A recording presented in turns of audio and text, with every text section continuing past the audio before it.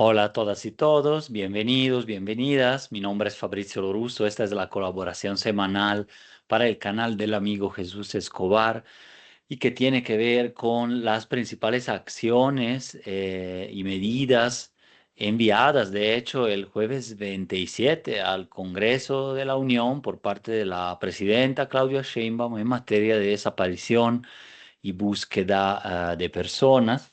Se llama justamente el documento Acciones para la Alerta, Búsqueda y Localización de Personas, que expuso Ernestina Godoy el 24 de marzo en la conferencia mañanera y que a reservas de poder leer integralmente y discutir y estudiar más a fondo todas las propuestas ya cómo serán debatidas o aprobadas en el Congreso, pues vamos a dar un balance preliminar y a verlas quizás una por una, ya que un primer punto importante es que sí se ha roto cierto silencio que ya llevaba varios meses desde la campaña hasta estos primeros meses de gobierno en la materia, ¿no? En el tema, efectivamente, Teuchitlán, el caso ha detonado una reacción, lo cual de por sí me parece bueno, positivo, aunque ojalá esto redunde y se refuerce más bien con un diálogo permanente a través de mecanismos, digamos así, claros, constantes, con diferentes representaciones de los colectivos y las familias del país que efectivamente no han tenido esta posibilidad. Y así es como lo han efectivamente incluso denunciado, demandado.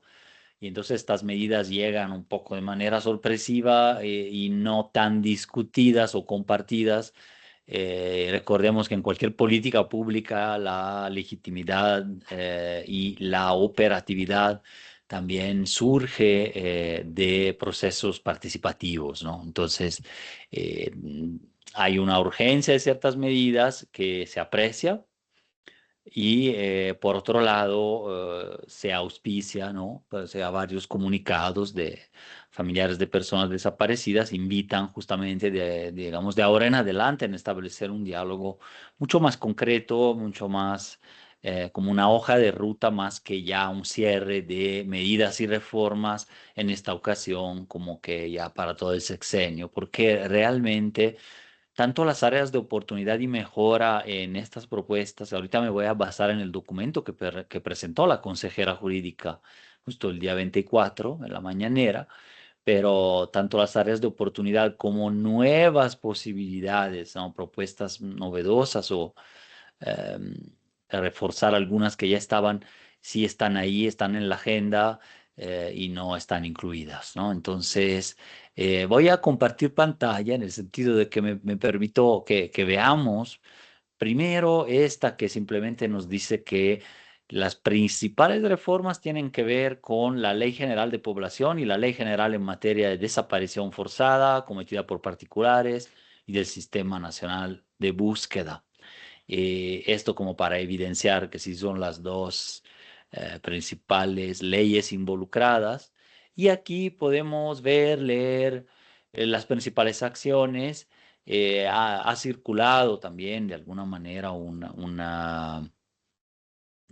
documento más completo que proyectó justamente la consejera jurídica Ernestina este día y que vamos a ver ahora como resumen, ¿no? A reservas también de que se puedan leer ya las iniciativas concretas que van a salir en estos días y el tiempo de analizarlas para tener un balance todavía más preciso, ¿no? Se crea la plataforma única de identidad. Bueno, primeramente decir que me parece que tienen que ver todas las medidas en sí como categorías generales. Uno, con registros, bases de datos, cruce de información, la parte tecnológica, pero que también tiene que ver con la parte humana del trabajo de las fiscalías en registrar datos. Dos, tiene que ver con instituciones directamente, comisión de búsqueda, comisión de víctimas, fiscalías, entre otras. Tres, tiene que ver con penas y sanciones. Cuatro, con ciertas reglas y protocolos también, ¿no? En cómo se tienen que desarrollar o levantar, digamos, las denuncias, cómo se van a registrar las carpetas, cómo se van a hacer públicas y difundir las cifras, en fin. Entonces, la primera se crea la plataforma única de identidad, ¿no? Esto básicamente implica que eh, se trate de cumplir algo que ha sido difícil cumplir desde 1990, si mal no recuerdo, el CURP como documento de identidad nacional de las personas, ¿no? Que existe en otros países ya con datos demográficos, biométricos y fotografía. Esto había sido señalado en efecto, puede potenciar la búsqueda de personas desaparecidas para cruzar bases de datos y tener una nacional más confiable, más amplia, más que el INE, ¿no? Que actualmente es un poco lo que se usa en sustitución de una identificación oficial, pero que no cubre efectivamente extranjeros, de repente residentes mexicanos, pero en Estados Unidos, niños, niñas y adolescentes, que además son entre una buena parte de las personas desaparecidas, sobre todo en el caso de mujeres, son incluso menores de edad, ¿no? Una parte. Todo en tiempo real en esta plataforma única de identificación deberá de cotejarse y poderse cotejar por parte de autoridades, claro, que pueden tener acceso a esos datos, no así la población en general, que pues eso sería una violación de la privacidad. He leído, claro, de críticas también sobre la propia implementación de un CURP de ese tipo potenciado como documento de identidad. En otros países sí hay ese acceso de la autoridad, de partes del gobierno, efectivamente a todos estos datos biométricos, incluso a través de aplicaciones de celular que te permiten utilizar cualquier servicio de la administración pública. Entonces, bueno, ahí dejo la cuestión de la privacidad, de los datos. Claro que hay que tener un manejo lo más atento posible y sí, siempre hay esa suspicacia, ¿no?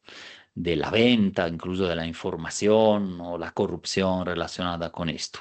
Entonces hay que tenerlo bajo la lupa, pero sí, me parece que esta medida podría ayudar a potenciar también la búsqueda en bases de datos y eventual posterior localización de personas, sobre todo porque esta identificación parece ser que se va a usar para cualquier cosa, es decir, para cualquier trámite, ¿no?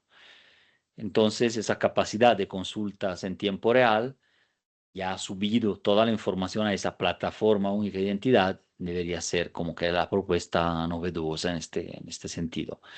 Se establecen obligaciones y sanciones a servidores públicos para quienes no cumplan con la generación, actualización y compartición de información. Pensemos, por ejemplo, en el Ministerio Público o en el comisionado de búsqueda o su equipo, etcétera, que no capturen a tiempo, correctamente, a cabalidad la información. Y esto efectivamente ha sido un problema porque buena parte, una parte por lo menos, digamos, de las problemáticas de registro nacional de personas desaparecidas y no localizadas, RN, eh, eh, PD, no, es esto. El problema es que no están bien registrados los datos. ¿Por quién lo debe de hacer? Las fiscalías en su gran mayoría. Todo esto me lleva también a pensar que si por un lado ha habido reforma al Poder Judicial, el 2025 podría ser el año de trabajar las reformas a las fiscalías estatales, federal y general, ¿no? De la República y también a las policías preventivas. En mi opinión, no puede funcionar del todo el sistema de justicia, la procuración y luego administración de la justicia sin una reforma más integral. Y entonces, ojalá van a ver como en esta exposición y en las propuestas del gobierno, pues hay muchos aspectos que tienen que ver con fiscalía y solo se prevé, más que reformarlas, aumentarles sanciones, pero esas sanciones hay que decir que ya existen y entonces no han sido muy eficaces, sino hay una cultura de la denuncia de estos abusos, imprecisiones, una Procuraduría Estatal y la CNDH también de Derechos Humanos que sancione rápidamente al funcionario público que no cumple con estas obligaciones en tema de desaparición y búsqueda. De poco sirve aumentarles las sanciones, si ahora son muy grandes, pero pues hay que ver si se logra y si eso implica reformas más profundas que faltan aquí, ¿no? Se crea la Base Nacional de Carpetas de Investigación de Personas Desaparecidas y No Localizadas. Eh, Me parece también una medida pertinente, por así decirlo, también porque al parecer esa base será luego visibilizada en el Sistema Nacional de Seguridad Pública, con reportes periódicos, no sé si mensuales, sobre carpetas abiertas de personas desaparecidas. Y sin embargo, ahí lo que falta leer, ver, reforzar eventualmente sería el seguimiento de esas carpetas, que se pueda tener una manera pública de seguimiento y reporte. A lo mejor, claro, anonimizada la información, pero en términos estadísticos y temporales, conocer cuándo, cómo, dónde, por parte de quiénes se han dado seguimiento a esas carpetas, se han judicializado, se ha llegado a sentencia condenatoria o no, y por qué tipo de delitos relacionados con la ausencia, desaparición de una persona, ¿no? La otra dice, es obligatorio alimentar y actualizar el Banco Nacional de Datos Forenses a cargo de la FGR por parte de fiscalías locales y tribunales de justicia locales, ¿no? Ahora ya me parece que se está centrando la atención respecto de las propuestas de la semana anterior en que se proponía ahí un sistema aparte de identificación forense, así, paralelo. Ahora se está reforzando lo que ya existe y que no ha funcionado, pero también por responsabilidad de la Fiscalía General. O sea, ese Banco Nacional de Datos Forense ahora va a contener efectivamente un montón de información útil, cuestionarios ante-mortem, post-mortem, datos sociodemográficos y sobre todo los bancos de datos de ADN de personas desaparecidas, de sus familiares que los buscan. Pero por el otro lado, para poderlo cotejar, el ADN de todos los restos humanos hallados en campo, en fosas, y que haya el de fosas comunes también, de los panteones, de panteones ministeriales de fiscalías, de cementerios, etcétera. Ese sería justamente su función y no ha sido implementado desde el 18, es que está en la ley, desde el 23, cuando Olimpia Montoya de Celaya, el proyecto de búsqueda del colectivo, ganó un amparo, obligaron a la fiscalía a hacerlo, pero parece ser que no está integrado a nivel nacional y solo algunos de sus módulos tiene funcionalidad y no todos. Entonces, bueno, qué bueno que se modifique la ley o que se visibilice, pero eso es visibilizar una falla y a ver si también, entonces queda en entredicho si se va a poder sanar.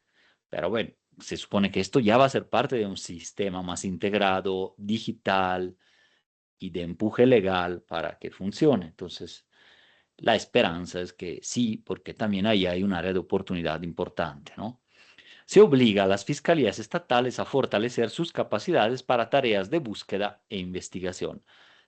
También esto está,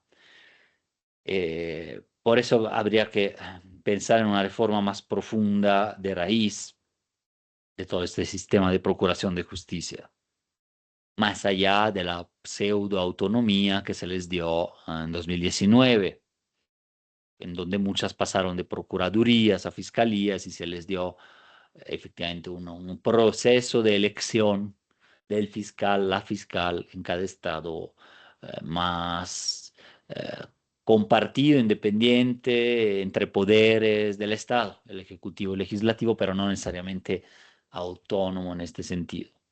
de la operatividad de la fiscalía o de los intereses a los que han respondido en los estados, ¿no?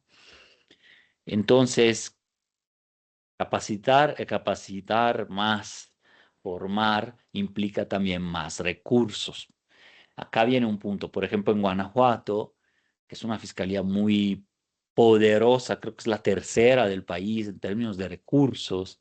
Sin embargo, la rotación de MPs, ministerios públicos, encargados de los casos de desaparición y su joven edad a veces, pero también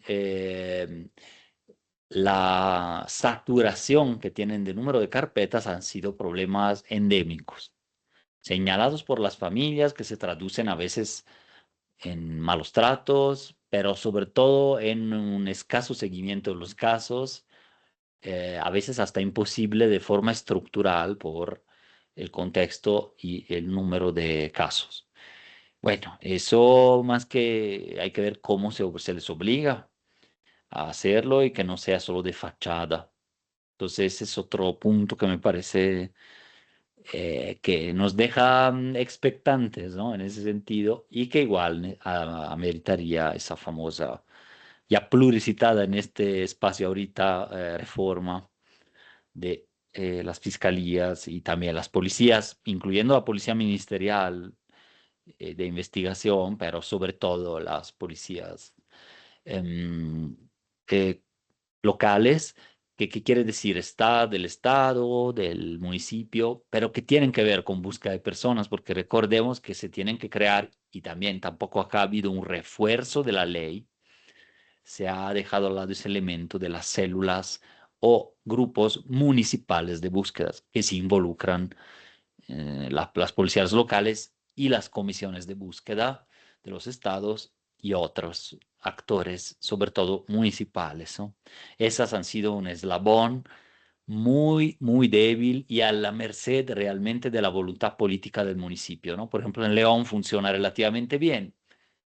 Y en la mayoría de municipios de Guanajuato ni siquiera prácticamente son operativas, ¿no?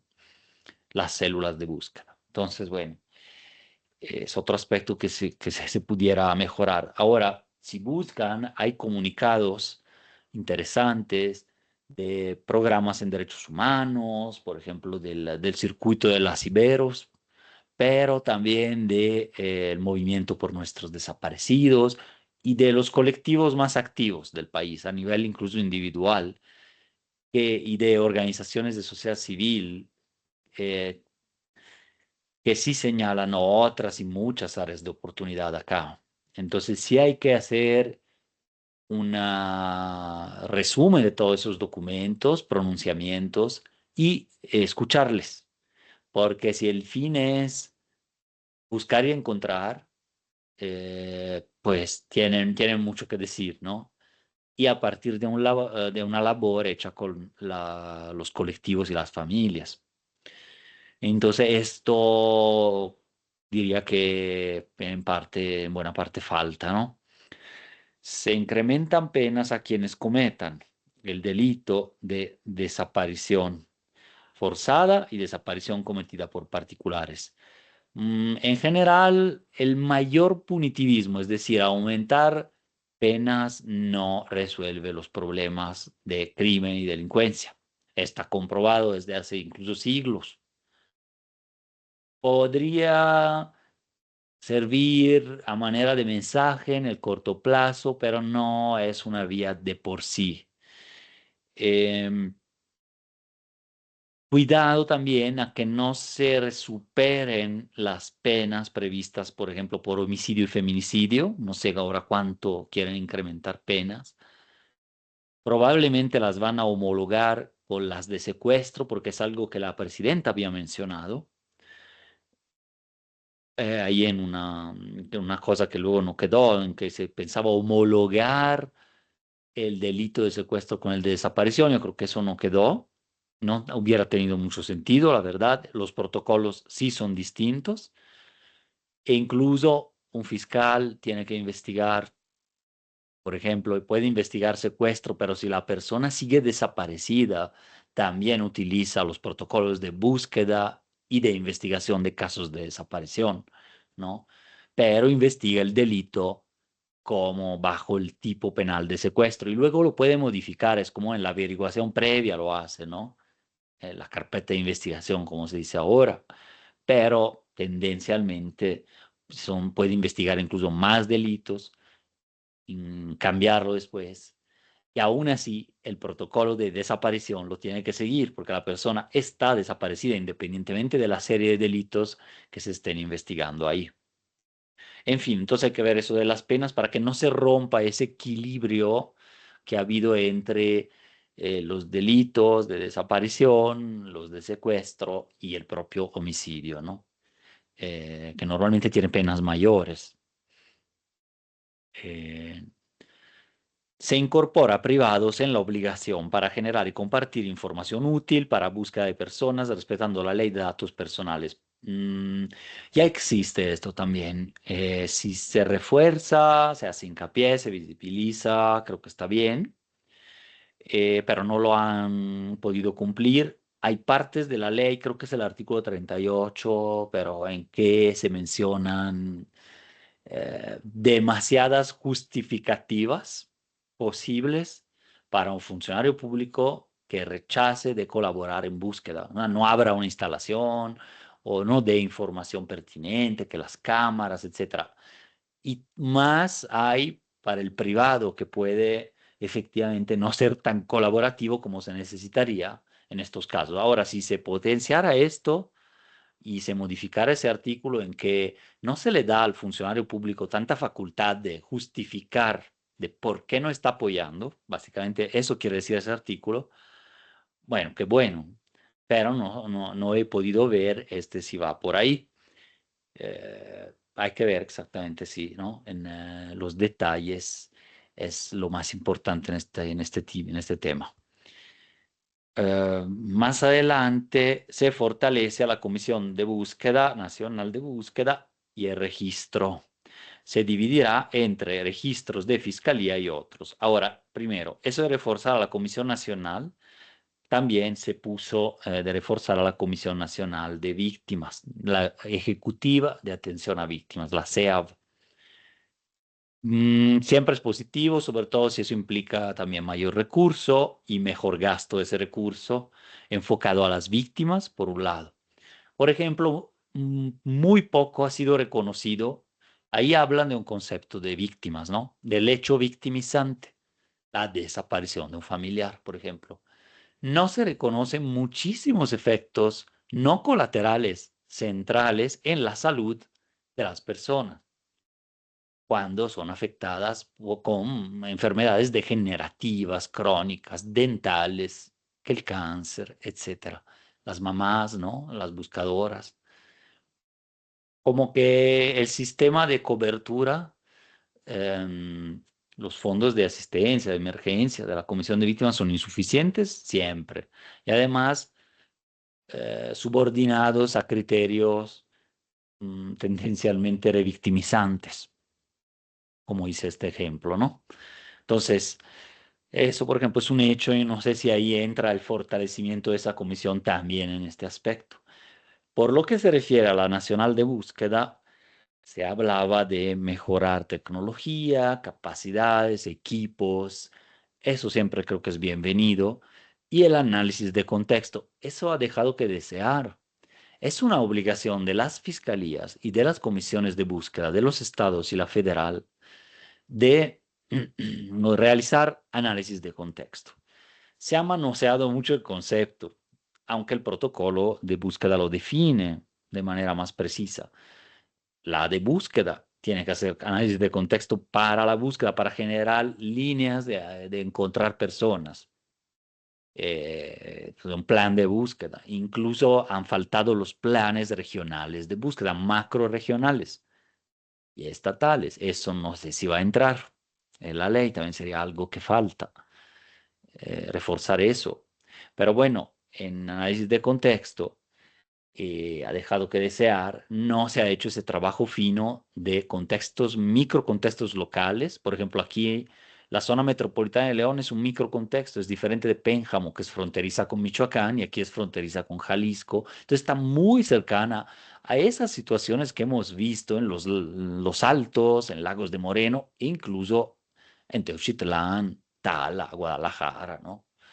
En fin, se ha hecho muy poco en ese sentido y sobre todo hay que crear ahí explícitamente, que no está dicho, no está anunciado así, equipos de investigación, de análisis de contexto muy calificados, o sea, equipos de investigadores que sepan de trabajo de campo, que trabajen con los colectivos, incluso con perpetradores y claro, datos y otras fuentes a las que tienen que y pueden tener acceso de las fiscalías. Así realizarían con dedicación, tiempo completo, análisis de contexto, pero no se ve que se ha hecho, más bien han contratado empresas en general privadas que realizan esos análisis.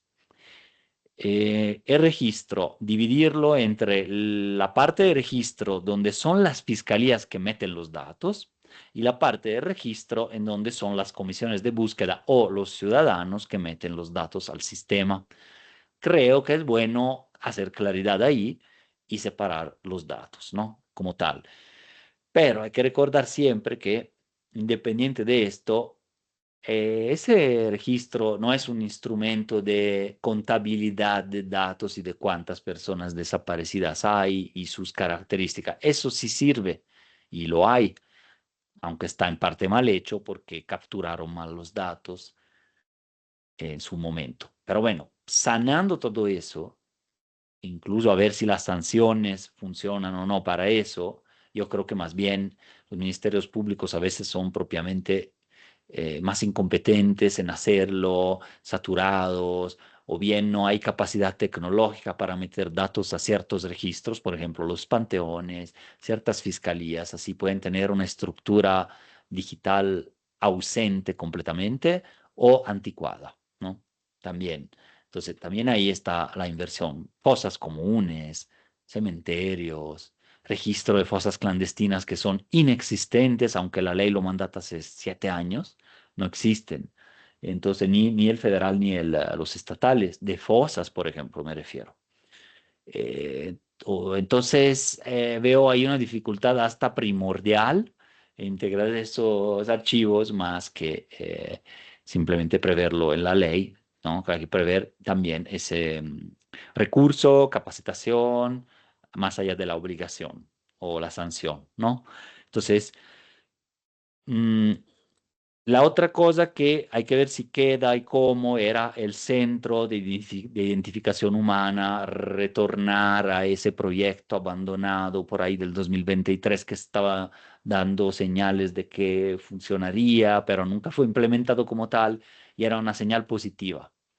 El centro de identificación humana existe en Coahuila, existen de tipo regional, pero debe de existir uno nacional de la Comisión Nacional de Búsqueda que se estaba creando en Morelos y yo diría, tampoco se mencionó, pero a nivel de cada estado, ¿no? Independientes incluso de el servicio pericial forense de la fiscalía o bien por lo menos hacer que fiscalías y comisiones de búsqueda creen capacidades y trabajen en un centro cada vez más autónomo de identificación, ¿no? Por ejemplo, aquí en Guanajuato sí se propuso el Instituto Guanajuatense de Ciencias Forenses. Bastaría con un cambio constitucional a la ley de fiscalía, pero no lo han hecho. Esa propuesta lleva años acá en el tintero, ¿no? Pero un centro de identificación humana regional sí serviría mucho, al menos del área Bajío, ¿no? Para ayudar en esa situación grave forense que implica un retraso acumulado de larga data y más con el boom, el crecimiento de los homicidios y las desapariciones desde 2007-2008 a la fecha, un crecimiento acumulado de cuerpos no identificados, restos humanos, en múltiples instalaciones del país. Entonces, eso es lo que se llama la crisis forense, pero que es más bien un sistema pensado para no identificar cuerpos, más que una crisis, es permanente.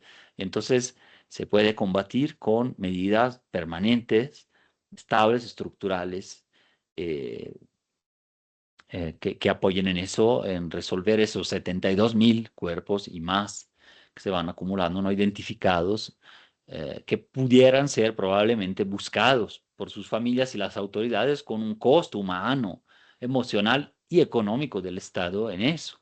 O mejor sería restituirlos dignamente después de haberlos identificados, ¿no? Y finalmente, el último de los puntos del Sistema Nacional de Alerta, Búsqueda y Localización de Personas es justo como se llama este documento, que sería ya el resumen basado en la funcionalidad de RENAPO, o sea, que lo administraría, en que se conectarían la plataforma única de identidad, el Banco Nacional de Datos Forenses, el Banco Nacional de Carpetas de Investigación, la nueva CURP, etcétera, ¿no? Entonces, todo eso suena un poco utópico con las condiciones tan disparejas que se tienen, dejo de proyectar, que se tienen en el país, como mencionaba, ¿no? A nivel tecnológico, a nivel de capacidades, etcétera. Pero bueno, sin ser pesimistas, la idea es que pudiera servir y funcionar. Hay otro elemento importante que no estaba ahí, pero que fue mencionado.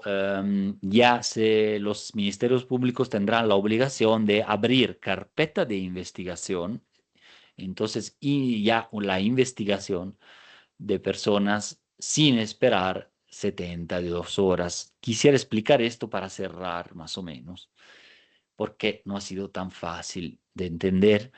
Ahora, la búsqueda es un proceso, la investigación del Ministerio Público es otro, aunque se relacionen. México decidió crear como Colombia para apoyar esta crisis y debido a la gran desconfianza en las fiscalías histórica que hubo y que sigue, decidió crear sistemas de búsqueda sin que se haya denuncia ministerial incluso, son las comisiones de búsqueda en el país, y sistemas de también investigación que ya estaban. El problema es que el Ministerio Público muchas veces esperaba incluso a buscar. Entonces interviene la comisión de búsqueda, ¿no? Y eso es inmediato. Tanto el Ministerio Público como la comisión tienen que buscar inmediatamente con todas las herramientas que tienen a disposición. Si se abre, si se sospecha un delito, la persona es menor de edad, el artículo 89 de la Ley General, es mujer, se vio que fue levantada, desaparecida, llevada por un grupo armado, un policía, etcétera, por contexto. Se supone que pasa eso, bueno, entonces ahí la persona ya se abre como delito inmediatamente también.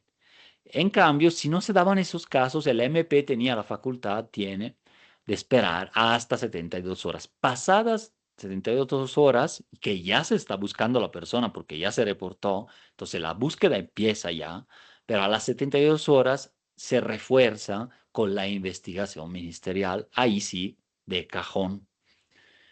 Eh, Ahora parece ser que con la reforma inmediatamente va a ser búsqueda de comisión de búsqueda, búsqueda ministerial del Ministerio Público e investigación. Entonces, instrumentos reforzados, por ejemplo, sábanas de llamada, geolocalizaciones, órdenes de cateo, etcétera, que puedes solicitar, etcétera. Todo eso se va a activar al mismo tiempo. Pudiera ser positivo, ya no se generaría esa confusión y esa discrecionalidad del Ministerio Público que a veces se espera como que a propósito o quiere reducir cifras y entonces registra a la persona durante muchos días como no localizada y no como desaparecida.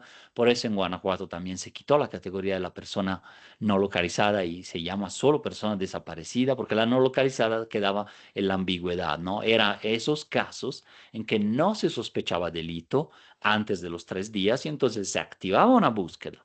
Pero como la persona no había probablemente sufrido ningún delito, según la valoración del Ministerio Público, de la familia, etcétera, y por contexto no se daban, bueno, entonces podía esperar en abrir carpeta. Si no aparece, a los 3 días habría una carpeta de investigación. Ahora se va a quitar y va todo inmediato. El único riesgo que yo le veo que se planteaba en la discusión de la ley aquí en Guanajuato también, que ya pasa esto, Sí es positivo, me parece, pero sin esa reforma de fiscalías, capacitación, recursos, menor rotación y más capacitación de los MPs y de los agentes que tendrían que ir a campo, luego abre la búsqueda, pero no buscan, se abre oficialmente, pero no. Entonces, sin todo eso, entonces sin una reforma igual otra vez, podría saturar simplemente de carpetas al Ministerio Público y sigue haciendo lo mismo. O sea, no tiene agentes para buscar, no los manda o solo va a priorizar los casos más importantes, los casos que llevan un interés político o de personas más poderosas, podríamos decir así, y no los demás. Entonces, bueno, ese tema quise explicarlo un poco así, es un poco más complejo, pero ahí va, ¿no?